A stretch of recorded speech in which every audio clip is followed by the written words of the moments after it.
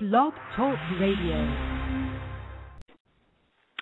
All right, this is Oberon, and we're back here on Over to Oberon and Ariel with our special guest, Michael Sortomme, author of The Emancipation of Giles Corey, an historical reincarnationist novel. That in Salem, Massachusetts. Yes, at the Salem Witch Trials. Share some of your journey on this whole path of this life and your lives with us. Be a little more specific, Oberon. That's huge. Well, I know that. Well, you've been an author and an artist, and you've had a whole career of all these amazing things you've done, and I don't know, just well, I've been I've been a legend in my own living room. Annie Lennox wrote that in one of her songs about 15 years ago. Mm-hmm. And that really inspired me to take up spiritual space. I wanted to write a book about 20 years ago it was a priestessing book that was about women unafraid to take their space. And it was going to be called Taking Up Space in the Spiritual World. I chose a life of service mainly because the world frightened me. It confounded me. It made absolutely no sense to me as a sensitive, as a psychic child, as a rememberer. So after college, I made some very difficult decisions, and I turned within, and it was a natural progression of isolation that spiritual work is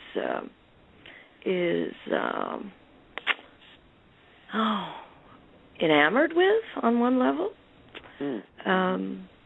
Teaching in private practice followed, and several decades went by, and I became so busy with my own concepts, I was forced to return to writing. And, I understand that according to your bio, you recently retired from teaching. So how come? Well, because it just wasn't feeding me anymore. The years went by, more people wanted a piece of me, and there just wasn't enough of me to go around. The way I lived my life, the way I taught, and the rules I lived by, which were quite strict, and were in a very tribal outline, very directed by protocol, only allowed me to have 4 pledged students per year. And when I started in the 70s, that seemed very reasonable. But the world is on accelerated time. Boy, and tell me about it, yeah. It has literally gone mad since my teaching career. I agree there. Started. Yeah.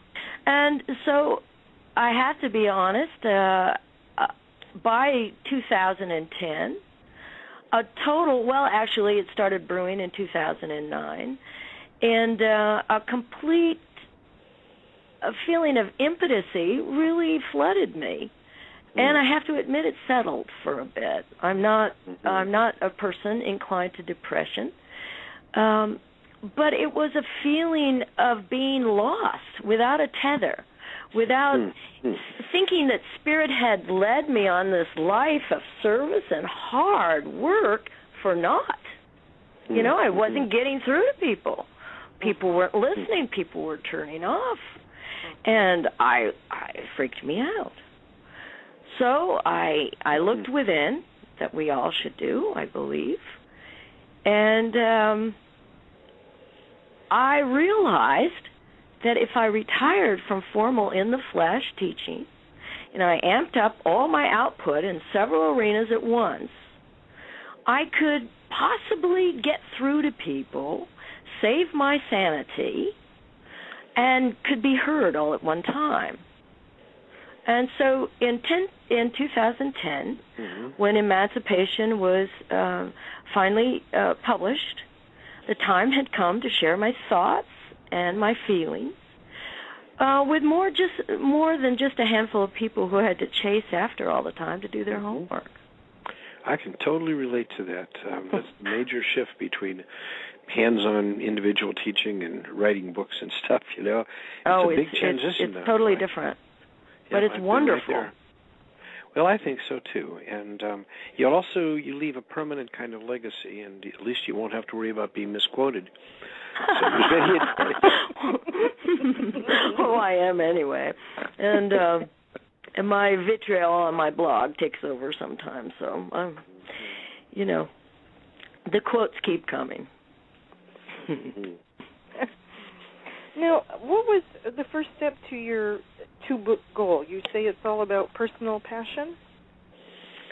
Well, I think it is. And I think with passion, if we make a consolidated effort to plug in to our inner desires, we will become empowered organically.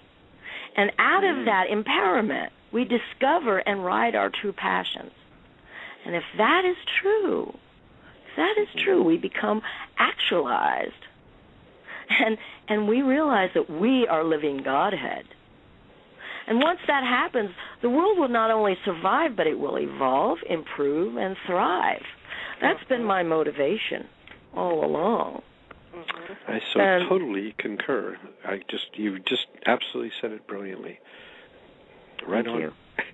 It was really hard, though. I really, after emancipation and after 8 years of the trial of emancipation, literally, I was tired before I started. I didn't think I could do it.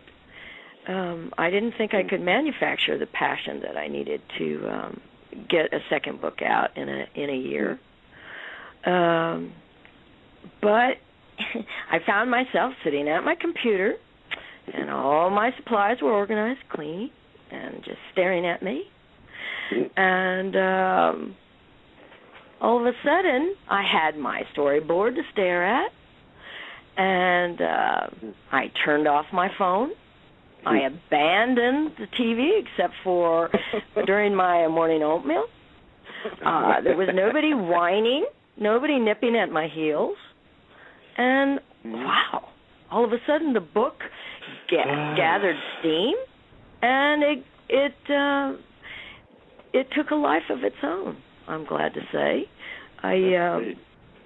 Circle was outlined, written, edited, and illustrated all in 6 months' time. Wow. That's amazing. Mind-boggling. I'm amazed. I sit back and I go, time for a break. And we're now, 2 weeks from 2012. Hello? Nobody's going to take a break for a